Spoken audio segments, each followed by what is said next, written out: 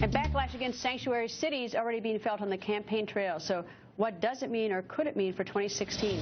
Senator and presidential candidate Rand Paul joins us. Good evening, sir. Good evening. America certainly is talking about this. Those who are engaged in politics are talking about the sanctuary city issue. What are you going to do about it? I think it's inexcusable for San Francisco not to obey the law. Now, some are questioning what actually is the law. So we looked it up, and we found out that once upon a time when the city of San Francisco said we have an illegal immigrant or illegal alien that has committed a crime, and there's a detention order from the federal government, that there was a transfer. But the Obama administration made it voluntary.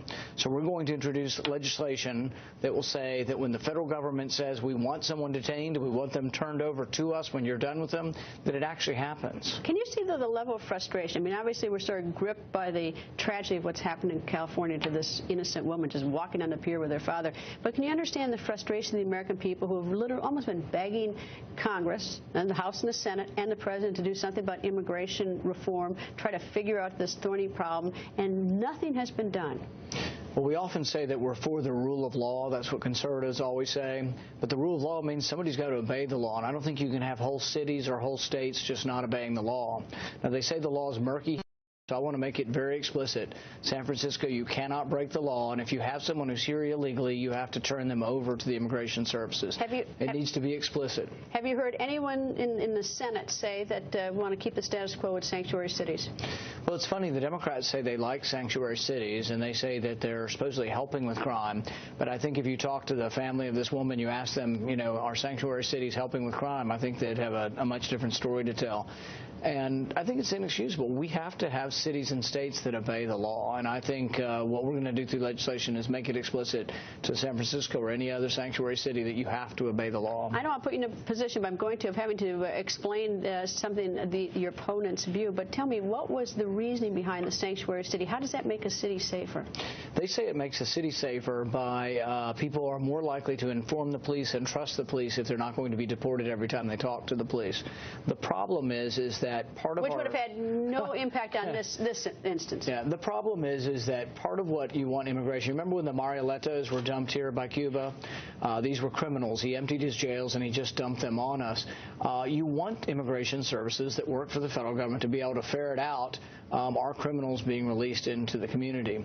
And so I think it is an important part of government, and we have to do something about it. And particularly when we know someone is a bad person like this, when we release them anyway, it's not only flouting the law, it's really endangering people. I would think that there will be repercussions for those who release this guy back into the public. One quick question, your thoughts on the Iran talks? You know, I've always been one who says that we ought to negotiate and that negotiations are much better than war. But I am concerned about the sincerity of the Iranians, and I'm still waiting to see exactly what will happen with the talks. I was concerned a month ago when the president's spokesman came forward and said, well, it's inevitable they'll still be committing terrorism after the agreement and that they'll be developing ballistic weapons. And I think that's still part of the discussions right now, whether or not they will still be developing ballistic weapons. Do you have the sense that the administration is leaning towards an agreement happening, or do you have a sense that it's falling apart right now? You know, the president says less than 50-50. I think he's trying to show a little backbone and try to say, well, I'm not rushing into a bad deal, but it could also be a ploy that he's trying to show as if he's a tough negotiator and there still will be an agreement either way. But I think there's the one thing that they have mentioned really isn't a bad alternative right now, and that is that we continue with the interim agreement longer and continue to negotiate so we don't get a bad deal. But the interim agreement did call for reducing their stockpile from 20% enriched to 5%.